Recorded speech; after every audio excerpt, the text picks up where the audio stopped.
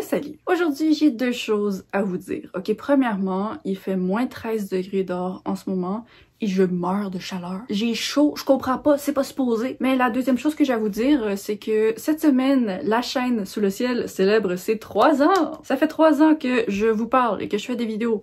Yes! Donc pour l'occasion, j'ai décidé d'être très originale et de faire une foire aux questions. Donc c'est parti. Et c'était pas ma meilleure intro celle-là.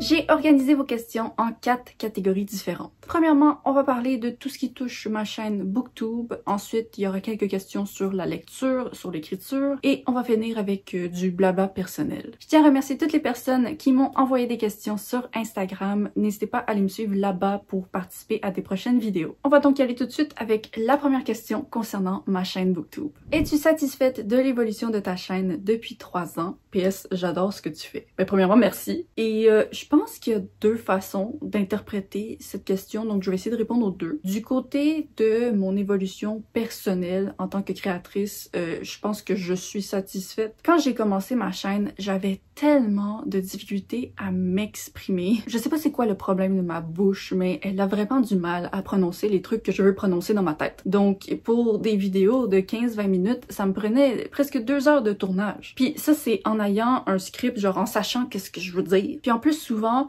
on dirait que je dis des trucs, mais c'est comme pas de la façon que je veux le dire, genre le ton, il est complètement pas le ton que je veux prendre. Très souvent, ce qui arrive, c'est que je dis quelque chose et je donne l'impression que je suis fâchée, mais comme je suis pas fâchée du tout, mais on dirait que parfois j'ai du mal à contrôler mes expressions faciales, ou genre ma voix, puis j'ai l'air fâchée, mais je suis zéro fâchée. Donc là, je recommençais, puis là, quand j'arrivais au montage, ben la prise était totalement décalée avec le truc avant, puis c'était trop pas naturel. Et c'est quelque chose qui est encore d'actualité certainement, mais depuis 6 mois, je boucle la plupart de mes tournages en comme un peu moins d'1 heure, et ça fait tellement du bien, ça fait tellement du bien. J'ai encore beaucoup de problèmes de locution, je dois énormément me répéter et tout, mais le fait que je le fasse en moins d'1 heure, là, ça me soulage. Donc à ce niveau, je dirais que je suis totalement satisfaite, même si je pense qu'il y a encore beaucoup d'améliorations que je pourrais faire. Genre par exemple, je trouve que mes vidéos sont comme trop préparées. Je sais toujours exactement où est-ce que je m'en vais parce que j'aime pas ça filmer sans savoir qu'est-ce que je veux dire. Mais puisque je sais exactement où est-ce que je m'en vais, j'ai tendance à le dire peut-être très rapidement. Puis j'ai l'impression qu'en général, mes vidéos sont stressantes. Moi, dans la vie, j'ai comme la phobie totale de déranger les gens. Donc à chaque fois que je fais des vidéos, j'essaie de trouver une manière pour que ce soit le moins ennuyant possible. Mais je pense que parfois, ça fait un peu l'effet inverse. C'est comme trop rapide. Et il y a beaucoup de chaînes que je regarde qui font des trucs simple, mais c'est très doux et je pense que en tant que créatrice,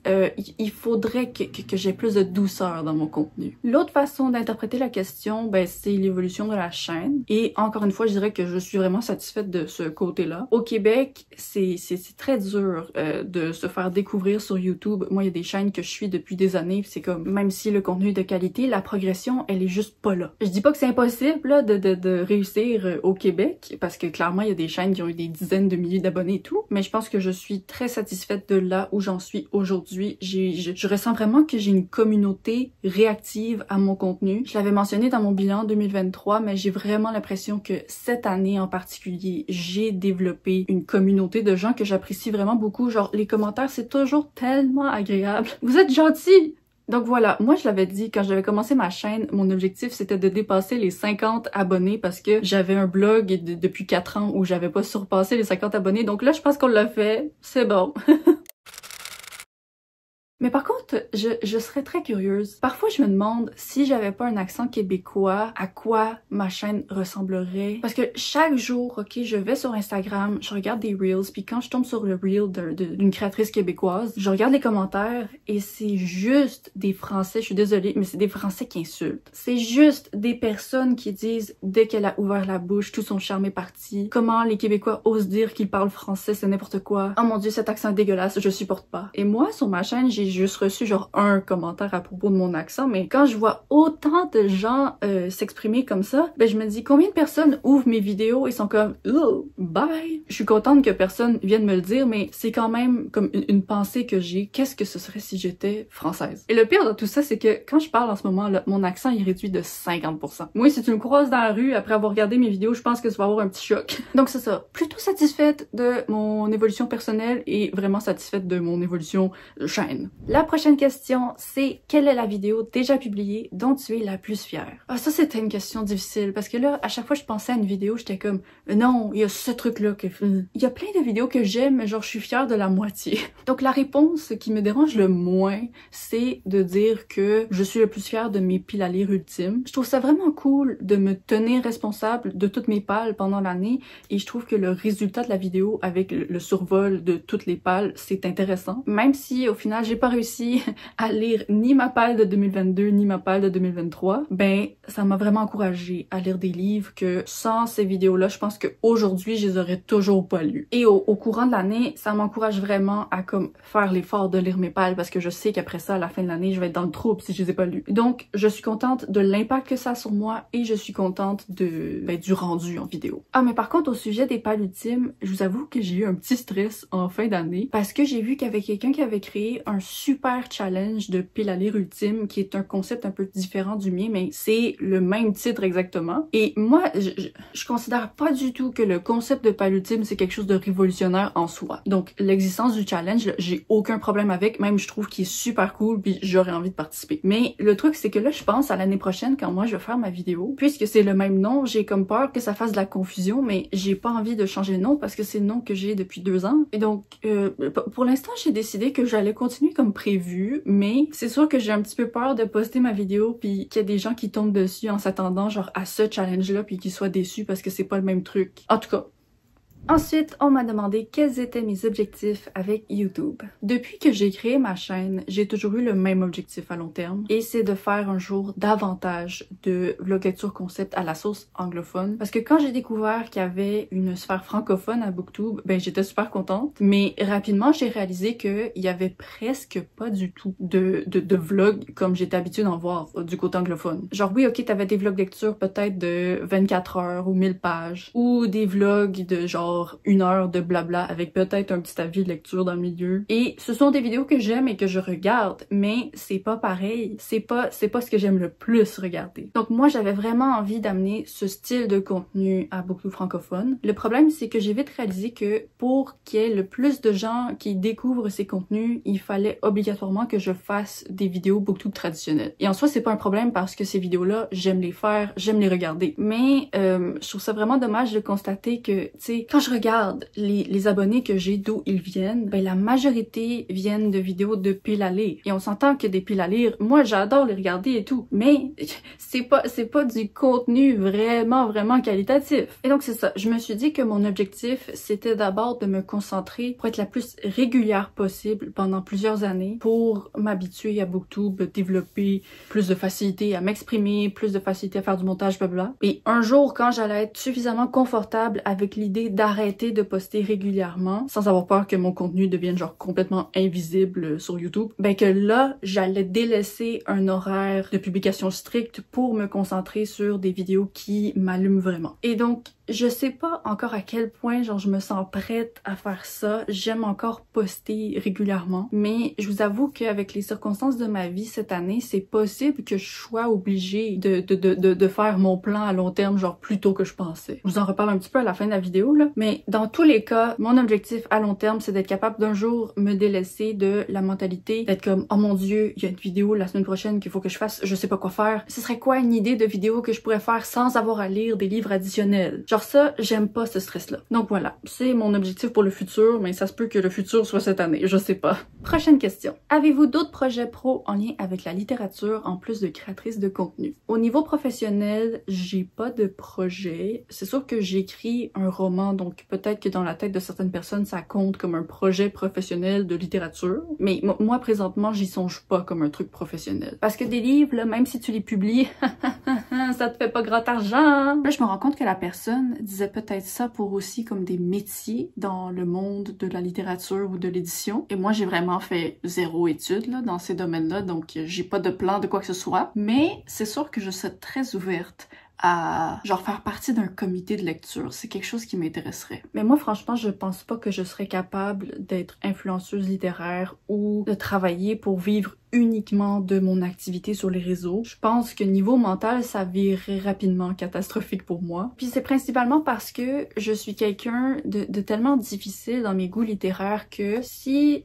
c'était mes critiques qui me donnaient de l'argent, ben je me sentirais mal à chaque fois qu'une opportunité de genre partenariat ou sponsor ou quoi que ce soit tomberait à l'eau juste parce que j'ai pas aimé le truc. Puis là, ça me ferait de la pression de genre, ok, il y a ce truc-là qui est possible. Si je le fais, peut-être que je vais pouvoir me nourrir cette semaine, mais le livre, je pense pas que je vais l'aimer, puis honnêtement, je pense juste que ce serait vraiment terrible au niveau de ma santé mentale. Au fil des années, j'ai reçu plusieurs offres de partenariat pour genre des produits et tout, mais j'ai refusé à chaque fois parce que je me sens juste pas à l'aise. Genre à moins que ça tombe sur un truc que j'utilise déjà énormément et que je pourrais vous vendre sincèrement, je suis pas capable. Genre on m'a offert une collaboration avec une boîte livresque. Et sur le coup, j'étais comme hey, c'est cool comme produit. Peut-être que je pourrais dire oui, mais dans la boîte, ok, t'as des goodies. Je sais que les gens aiment beaucoup les goodies, ok, mais moi, je m'en fous. Une chandelle, un sachet de thé, je m'en fous. Donc là, je m'imaginais, ok, faire genre le petit instant sponsor dans ma vidéo, ouvrir la boîte et comme hey, voici un livre qui m'intéresse moyennement. Oh mon dieu, une chandelle que je vais définitivement pas tout de suite aller donner à ma grand-mère parce que moi je la veux pas.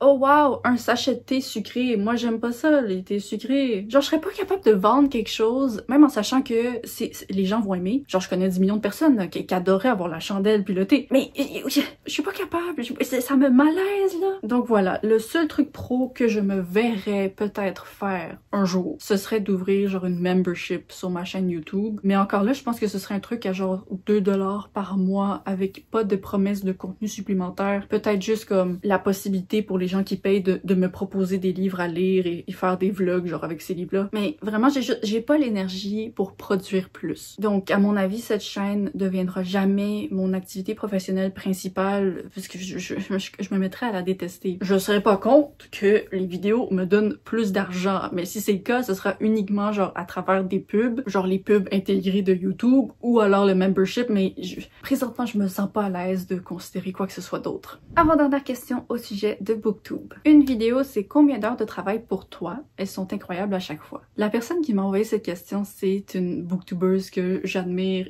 énormément, donc ça me touche beaucoup, merci. Là, je me sens mal de pas dire c'est qui parce que j'aimerais encourager tout le monde à aller voir sa chaîne, mais dans la story, j'avais spécifié que toutes les questions allaient être anonymes, donc je suis comme, je sais pas, ça va la déranger, je vois pas pourquoi. Donc je vais juste vous donner un indice, ok? C'est une booktubeuse de qui j'ai lu 2 recommandations l'année dernière dans mon vlog des favoris de BookTube. Si vous avez regardé la vidéo, vous savez c'est qui, parce qu'il y en avait juste une. Donc pour répondre à la question, ben c'est sûr que ça dépend du type de vidéo. Je dirais que les vidéos qui sont les plus rapides à monter en général, c'est définitivement les points lecture. Pour ça, je dirais que ça me prend 2 heures pour le script, 1h30 pour filmer, peut-être 6 heures pour le montage et ensuite 1 heure pour le thumbnail et les descriptions. Donc si j'additionne tout, c'est peut-être comme 10 heures environ pour les vidéos les plus rapides. Mais ensuite, t'as les concepts qui demandent 2 fois plus de temps, mes chéris d'amour. Genre tous mes tier rankings là, parce que j'ai décidé de me compliquer la vie en faisant un truc esthétique. J'ai pas besoin de le faire comme ça, mais je suis pas capable de pas le faire comme ça. Sinon, t'as la vidéo des favoris de BookTube qui... Je vous avoue que là, j'approche légèrement le burn-out de montage dans ma vie et c'est en partie à cause de cette vidéo-là et toutes celles que j'ai postées en janvier. Mais bon, il y a ça. Sinon, les vidéos de pile ultime, très longues aussi à monter. Les vidéos de bilan, stats sont longues. Mais les vlogs, lecture, ils sont longs à monter et c'est juste à cause d'une chose. Le micro. J'utilise un micro différent pour mes vlogs et je dois ajuster l'audio presque à chaque mot que je dis. Donc pour ces vidéos longues, je pense qu'on atteint les 20 heures. Ce serait intéressant que je chronomètre un jour, je pense que je vais faire ça. Mais le montage en général, c'est le truc que je préfère dans le processus de faire des vidéos. J'aime pas le tournage, le montage, je m'amuse, je trouve ça satisfaisant de progresser dans la vidéo. Puis j'ai toujours tendance à un peu me demander comment je pourrais prendre ce concept peut-être simple, mais le rendre plus intéressant avec le montage montage et je me complique la vie en faisant ça puis je sais même pas si le résultat en vaut la peine, mais rendu là, je pense que c'est un petit peu ma marque de commerce. Attention, je vais éternuer. Non, je l'ai dit. Ah! Et pour finir avec les questions de Booktube, on m'a demandé quelles ont été tes évolutions, si tu en as eu, en termes de matériel pour les vidéos. Ok, merci à la personne qui a posé cette question parce que je dois faire un rant énorme sur l'audio et les micros. Alors, j'ai commencé ma chaîne en filmant sur mon téléphone et c'est encore pour ce que je filme aujourd'hui. Au départ, j'avais acheté un micro-cravate vraiment pas cher du tout et après l'avoir utilisé pendant un an, je me suis rendu compte qu'il n'avait jamais fonctionné. Depuis tout ce temps, c'était le micro interne de mon iPhone qui enregistrait. Donc, j'ai acheté un nouveau micro de meilleure qualité cette fois-ci. Et oui, j'entendais dans l'enregistrement qu'il fonctionnait, mais le son... j'étais pas nécessairement fan et rapidement il a commencé à avoir un problème technique où ça coupait genre une demi-seconde le son pendant que je parlais à des moments aléatoires et ça faisait tellement mal aux oreilles et donc j'ai passé des heures et des heures avec du tech support pour essayer de régler le problème. Au final, j'ai jamais réussi, donc le micro bye. Et après ces deux trucs là, j'étais juste comme écoute, j'ai filmé pendant tout ce temps avec le micro interne de mon iPhone. Honnêtement, je trouve que c'est pas si mal. Donc, je vais juste continuer, j'allais dire ça me complique pas la vie, ça me facilite la vie. Mais le problème, c'est que pour des vlogs, l'iPhone, ça va pas. Le micro, on dirait qu'il est juste comme bon présentement parce que c'est devant quelque chose qui absorbe le son. Mais dans d'autres pièces, c'est terrible et la qualité de la vidéo, dès qu'il y a aucune luminosité, là, blah. Donc, je me suis acheté l'année dernière une caméra, c'est la Canon G7X. Et avec ça, j'ai acheté un micro parce que le micro de la caméra, terrible. Je déteste. Je comprends pas comment des gens font pour filmer juste avec ça. C'est les bruits de fond, là, je déteste. Mais le problème, c'est que cette caméra, même si elle coûte extrêmement cher, il n'y a pas de trou pour mettre un micro dedans. Donc, ce que je fais, c'est que j'enregistre l'audio séparément. Le micro, il est plugué dans mon téléphone pendant que la caméra enregistre. Et évidemment, ça enregistre à des fréquences différentes. Donc après ça, dans le montage, je dois modifier l'audio, le resserrer pour qu'il fitte exactement le timing de la caméra. Et là, ensuite, l'audio... Comme mentionné, le micro, je sais pas c'est quoi, genre j'aime quand même la qualité du micro, mais il faut que j'ajuste tout en permanence, tout le temps, chaque mot, chaque phrase que je dis. Par exemple, si on regarde mon dernier vlog, ici on a un extrait qui faisait 2.4 secondes. C'est 2.4 secondes de la vidéo et j'ai dû faire 5 coupures dans l'audio pour être un petit peu satisfaite de la qualité. Puis si on prend un extrait plus long, ça c'est 7 secondes de la vidéo, ben dans l'audio j'ai fait 11 coupures en bas. Donc c'est uniquement pour cette raison que je filme pas genre mes vidéos traditionnelles devant les étagères avec ma caméra et le micro parce que je pense que ça triplerait le travail de montage que j'aurais à faire ensuite juste à cause de l'audio. Donc c'est ça. Pour l'instant, ben je suis team téléphone pour les vidéos comme ça puis team caméra pour les vlogs. Honnêtement, parmi tous les éléments d'avoir une chaîne YouTube, l'audio c'est mon ennemi numéro 1. Et je pense pas avoir encore gagné la guerre. Genre chaque fois que je poste un vlog, j'envoie en panique des extraits à mes amis puis je suis comme « Mais vous entendez l'audio là, ça fonctionne pas. » Puis personne n'entend les problèmes que j'entends, mais moi je les entends, c'est sûr qu'ils sont là, je les invente pas. Donc voilà, sachez que quand il y a un vlog qui est posté, moi je stresse en arrière parce que j'attends juste d'avoir un commentaire de quelqu'un comme « Ah, l'audio il est moyen. » Genre c'est mon cauchemar. C'est mon cauchemar! Donc voilà, désolée pour ce rant technique. Ok, maintenant nous allons passer aux questions sur la lecture. On a commencé par me demander le livre que tu n'as toujours pas lu en 3 ans. Écoute, il y en a beaucoup, mais j'ai décidé d'y aller avec la réponse la plus exacte possible et d'aller voir dans ma palle s'il y avait un livre que j'avais ajouté genre en mars 2021. Et oui, donc le livre que je n'ai pas lu depuis 3 ans et qui est dans ma palle, c'est Les hommes qui n'aimaient pas les femmes de Stieg Larsson. Je sais pas comment prononcer, mais c'est un livre que je voyais tous les adultes lire quand j'étais enfant. Et donc quand j'ai vu Books with Emily Fox le lire en 2021 et genre vraiment le dévorer, ben j'étais comme ok, je vais vérifier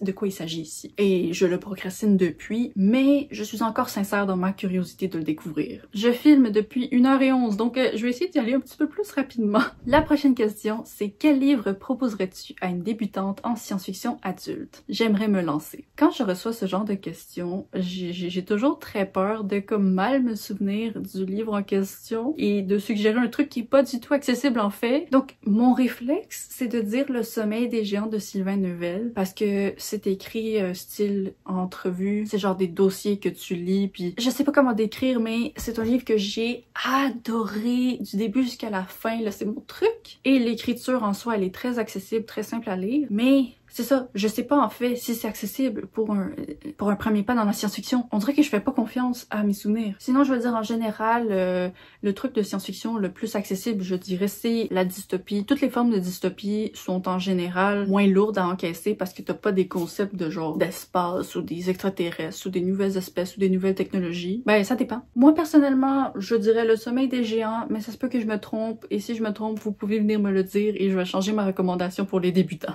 La troisième question de lecture, c'est est-ce qu'il y a un genre littéraire que tu veux lire plus cette année? Et oui, je veux vraiment lire plus de contemporain ou de littérature générale. J'ai l'impression que à ce stade-ci dans ma vie de lectrice, c'est le genre littéraire pour lequel je suis le moins difficile. Je sais pas si c'est parce que j'en ai peut-être moins lu que d'autres genres ou si c'est juste parce que ça résonne plus avec moi en ce moment, mais l'année dernière, j'avais lu Si j'avais ton visage de Francis Cha et même si ça avait pas été un coup de cœur, ça m'avait tellement fait du bien de lire ça et je m'étais dit il faut que je lise plus de juste du contemporain. Juste des trucs de la vie. Je pense que mon problème, c'est que en général, je suis plus facilement vendue par des résumés d'imaginaire. C'est plus facile de trouver un concept intriguant et tout avec quelque chose d'irréel. Mais dans l'exécution, il y a vraiment des romans de vie réelle qui sont beaucoup plus intéressants que des trucs d'imaginaire. Donc c'est ça, j'aimerais vraiment faire l'effort d'en lire plus. La dernière question, c'est quand est-ce que tu as commencé à lire? Dès que j'ai appris à lire, je pense à l'âge de 7 ans, ben j'ai jamais arrêté. Il n'y a jamais eu de phase dans ma vie où j'étais pas une lectrice. Par contre, je dirais que c'est à l'âge de 15 ans, quand j'ai découvert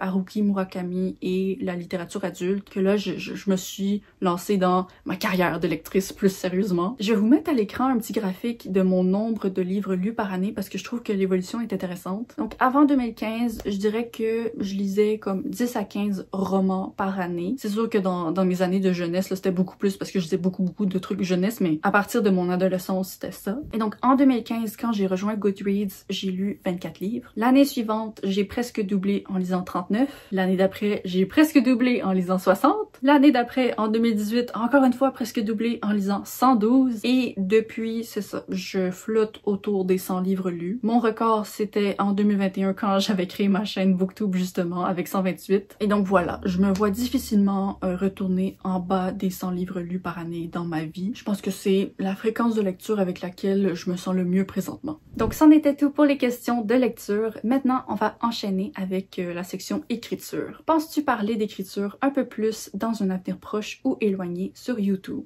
Honnêtement, je suis pas certaine. Parce que quand j'ai créé ma chaîne, je pensais que j'allais en parler beaucoup plus que ce que j'ai fait au final. Genre, je pensais que peut-être une vidéo sur 10 allait parler d'écriture. Parce que comme je l'ai déjà mentionné dans une vidéo passée, avant de créer ma chaîne YouTube, j'avais un blog et là-dessus, c'était vraiment 50-50 écriture, lecture. Et donc, j'ai l'impression qu'avec ma chaîne, j'ai donné une mauvaise impression de moi en tant que personne. Genre, si je me mets à parler d'écriture, j'ai l'impression que les gens sont comme, mais d'où ça sort? Alors que c'était là depuis toujours. Genre, oui, ok, à 7 ans, j'ai commencé à lire, mais dès que j'ai commencé à lire, j'ai commencé à écrire aussi. Ça va de soi. C'est pas le mot que je voulais dire, ça va de pair. C'est quoi le truc? En tout cas, au final, sur ma chaîne, j'ai vérifié, j'ai fait 4 vidéos d'écriture sur 140. Donc, je pense que si un jour j'avais un roman qui était publié, là peut-être que j'en parlerais davantage. J'ai plusieurs malaises face au fait de parler d'écriture sur ma chaîne de lecture présentement, mais l'un d'entre eux c'est que j'ai l'impression que tout le monde s'en fout parce que personne peut lire ce que j'écris. Personne sait comment j'écris, personne sait ce que j'écris. Donc je pense que ça m'aiderait de savoir que j'ai un livre publié à quelque part que les gens peuvent aller lire s'ils sont curieux et là peut-être qu'ils ont lu ça et qu'ils sont intéressés de découvrir le processus d'écriture de mon prochain livre. Mais tant que j'ai pas un livre publié, genre j'ai un malaise. Je sais même pas si je vais avoir un livre publié un jour. Mais ce qui est un peu contradictoire de mon malaise, c'est que moi j'aime plus que tout regarder les vlogs d'écriture d'Estelle et elle écrit des livres qu'elle essaie pas de publier pour le moment. Donc clairement moi j'adore regarder des vlogs de gens qui écrivent même s'ils sont pas publiés puis je suis certaine qu'il y a d'autres personnes qui qui sont comme moi, qui aiment ça. Mais il y a quelque chose qui me bloque. Et je pense aussi que dans le cas d'Estelle, elle a une magie particulière parce que même si on lit pas ce qu'elle écrit, elle est capable de nous transmettre à voix haute genre les trucs de son histoire et on se sent dans l'histoire avec elle. Et moi, je pense que je serais pas aussi douée ou juste à l'aise de parler de mes livres aussi ouvertement. Donc oui, je vais peut-être parler plus d'écriture sur ma chaîne un jour, mais ce jour n'est pas tout de suite. Pour l'instant, je réserve le sujet de l'écriture à genre mes vlogs productifs. Ensuite, on m'a posé 2 questions que je vais combiner ensemble. Est-ce que tu penses publier ton livre et est-ce que tu as une idée précise de ce que tu feras avec ton roman? Alors, j'en avais parlé, je pense, à la fin de mon bilan 2023, mais pour l'instant, mon roman a été réécrit 2 fois et mon plan, c'était de le réécrire 2 autres fois cette année. Genre là, normalement, j'aurais dû commencer la 3e réécriture en mi-janvier parce que j'ai reçu des retours de bêta lecture et genre, je sais exactement ce que je vais changer, j'ai un plan et tout. Et après cette écriture-là, je veux le faire lire à certaines personnes en particulier et je suis certaine qu'il va y avoir d'autres trucs à changer, donc une 4e réécriture. Mais après ça, ça va entièrement dépendre de comment je me sens face au livre. Parce que comme j'avais mentionné, je pense pas que c'est parce qu'un livre a été écrit qu'il doit être publié. Donc, est-ce que je suis ouverte à l'idée de le publier? Oui. Genre, ça se peut là, que j'essaie de le soumettre à quelque part. Après ça, bon, évidemment, la décision de publier, ça revient pas à moi, là, mais il va me falloir traverser certaines étapes personnelles pour que moi je sois en paix avec l'idée d'essayer de faire en sorte qu'il soit publié. Donc mon idée précise pour l'instant c'est vraiment de continuer à le réécrire parce que je sais qu'il est pas à l'heure actuelle dans un état qui me satisfait, mais je peux pas savoir si après 2 autres écritures, il va être dans un état qui me satisfait. Donc je vais voir, on va voir. Et maintenant, nous allons passer aux questions personnelles de la vidéo. Premièrement, on m'a demandé si ma santé allait mieux dernièrement. Je dirais que niveau digestion et tout, ça va mieux. Il y a des choses que j'ai recommencé à manger que je pouvais pas avant et là, ça passe. Donc ça, c'est vraiment cool. Et en général, j'ai beaucoup moins souvent de grosses crises là, que j'avais genre plusieurs fois par semaine autrefois. Par contre, niveau étourdissement, l'année dernière, j'avais dû faire une pause de vidéo parce que mon taux de fer était dans le tapis et j'étais étourdie, il fallait que je m'étende 4 fois par jour. Et je dirais que c'est un petit peu en train de revenir. Je vais organiser pour essayer d'avoir des tests de sang bientôt. Donc je suis pas revenue à l'état dans lequel j'étais auparavant, mais je dirais que maintenant je me couche 2 fois par jour parce que je suis trop étourdie. Donc c'est pas génial, c'est pas génial. Et niveau santé mentale, c'est ça va pas. Niveau santé mentale, c'est plus difficile. Je dirais que c'est le plus gros obstacle dans ma vie présentement, plutôt que mon corps. Ça fait changement, mais je pense que je préfère avoir des problèmes de corps, plutôt... Je sais pas. En tout cas, bon, ça va mieux au niveau digestion, très contente. Ok, là, je sais que ma famille va regarder cette vidéo puis être comme, de quoi tu parles? Ça va mieux? On te voit genre souffrir tous les 3 jours. Donc, laissez-moi le reformuler comme ça, ok? Ça va mieux plus souvent qu'avant. Ça continue à pas aller bien souvent, mais ça va mieux plus souvent. Ensuite, on m'a demandé mon sujet de chialage préféré. Et là, j'ai su exactement ce que j'allais dire. Moi, je suis pas capable des hommes, parce que c'est toujours des hommes qui crachent dans la rue. Quand j'étais adolescente, là, je me souviens, je sortais de l'autobus puis je marchais pour retourner à la maison et devant moi, il y avait toujours un groupe d'adolescents qui revenaient en même temps puis ils crachaient pendant tout le long qu'ils marchaient, genre à chaque 10 mètres. C'était dégueulasse. Puis là, ça arrive encore, genre mes fenêtres, ils donnent sur une rue, un trottoir. Et je sais pas pourquoi les hommes, ils choisissent toujours de venir cracher devant ma fenêtre. Puis à chaque fois que genre je vois des gens confronter des hommes qui font ça, ils répondent « Ah, mais c'est parce que nous, on a plein de mucus, les femmes, elles peuvent pas comprendre. » Mais quand je marche, là, moi, l'hiver, j'ai plein de mucus dans la gorge. Mais si j'ai à cracher, je le fais dans un mouchoir et pas devant tout le monde avec le son, le raclage de gorge le plus énorme au monde. Dégueulasse! J'en peux plus. Donc voilà. Merci d'avoir posé cette question pour que je me vide.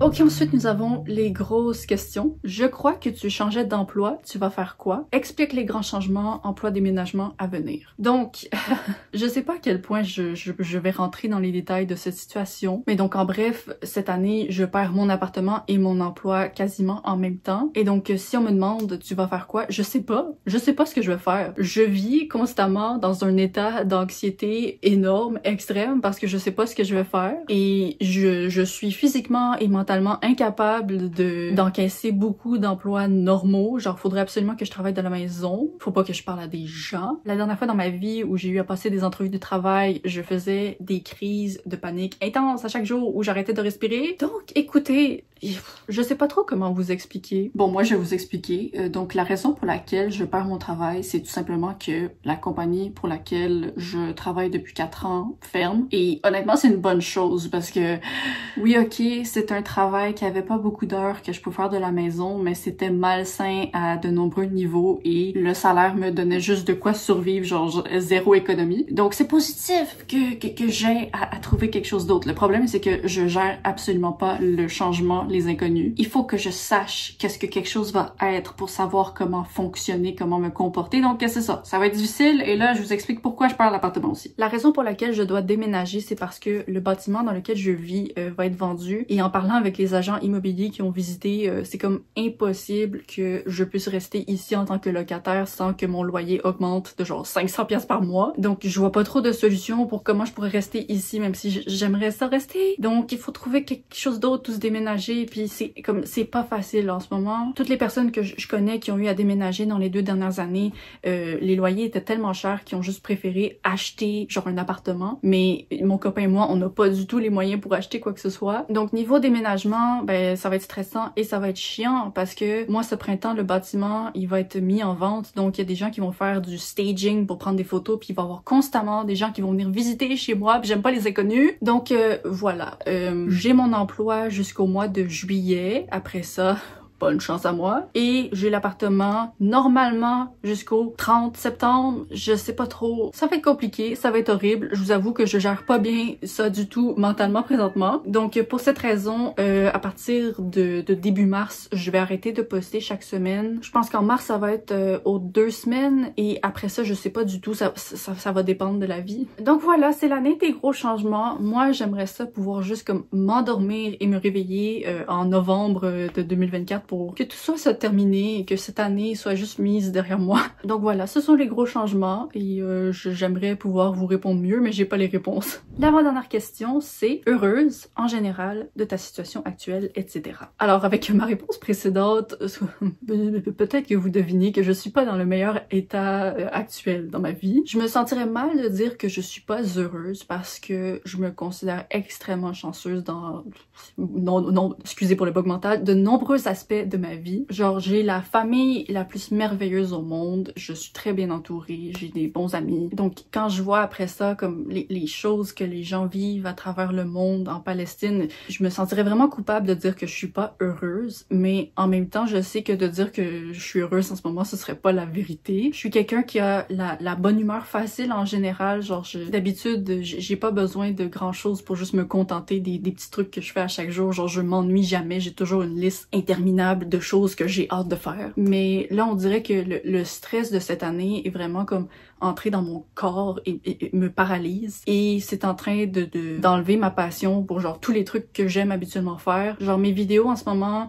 ça me tente moyennement. Mais ce qui m'énerve, c'est que je sais que la personne à qui ça tente moyennement, c'est juste la mamaki qui est totalement stressée. Puis si j'avais pas de stress, ça me tenterait de faire les vidéos. Mais comme on dirait qu'à chaque jour, je suis juste prise dans un état d'attente perpétuelle et j'ai l'impression que je suis tranquillement en train de perdre la tête. Donc c'est difficile présentement, mais c'est des choses qui arrivent. Tout ce que j'espère, c'est que l'année prochaine, je vais faire ma vidéo des 4 ans sur Booktube et si on me repose cette question, je vais pouvoir dire oui, hey, ça va, puis ça va bien mieux que l'année dernière. Parce que même si j'ai peur énormément des changements qui arrivent, je sais que ma vie présentement pourrait être beaucoup mieux au niveau d'emploi et d'habitation. J'espère juste que ce sera pas pire. Et pour finir, j'ai gardé pour la fin la question qui me fait le plus plaisir et c'est je veux connaître l'histoire de Luna. Luna, c'est mon petit chat.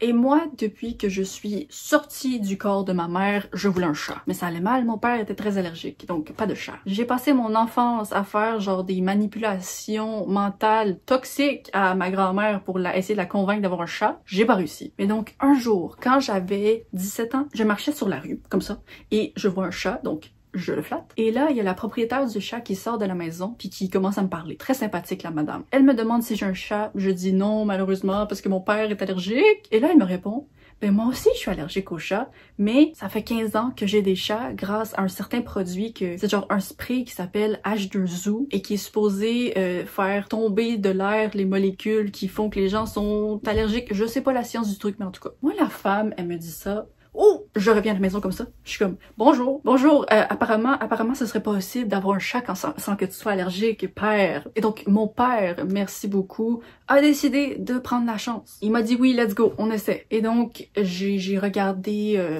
c'est quoi le mot? Un centre d'adoption? C'est quoi? Shelter? Un endroit où il y a des chats abandonnés en adoption. Et je suis tombée sur cette annonce. Et j'ai vu sa petite face, puis j'ai fait c'est elle. Je veux que ce soit elle, c'est mon bébé. Et donc, quand j'ai adopté ma petite Luna, elle s'appelait Sunshine. Je trouve ça fou complètement de donner le nom Sunshine à mon chat qui représente absolument la lune. Mais bon, elle avait 5 ans et ça faisait 7 mois qu'elle était dans ce refuge. Refuge, c'est ça le mot. Ça faisait 7 mois qu'elle était là et qu'elle attendait que quelqu'un l'adopte et personne voulait parce que c'était marqué à son dossier qu'elle avait des problèmes urinaires, mais il était totalement réglé. Genre, là, je l'ai adopté, ça fait 7 ans, elle n'a jamais eu de problème. Donc, j'ai adopté mon petit bébé et le produit a comme fonctionné. Mon père était un petit peu allergique, mais il a fini par s'habituer à ce chat-là. Il était allergique aux autres ailleurs, mais ce chat-là, ça allait. Et donc, j'ai pu vivre la vie de rêve. Et donc, maintenant, Luna, elle va avoir 13 ans dans un mois. Et à chaque jour, je me sens comme la personne la plus chanceuse au monde de l'avoir. Parce que, tu sais, dans la vie en général, on pense à des choses qu'on veut désespérément et on est comme « Ah, je vais donc être heureuse quand j'aurai ce truc! » Mais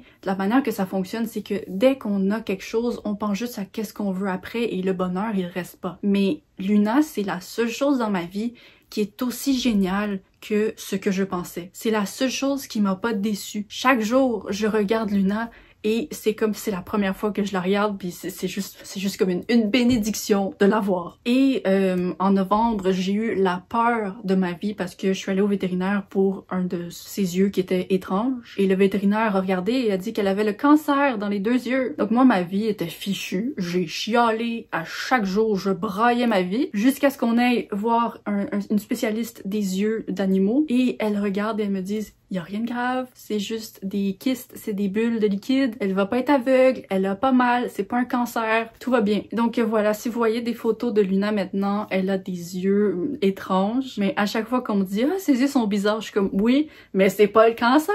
Donc voilà, c'est l'histoire de mon bébé.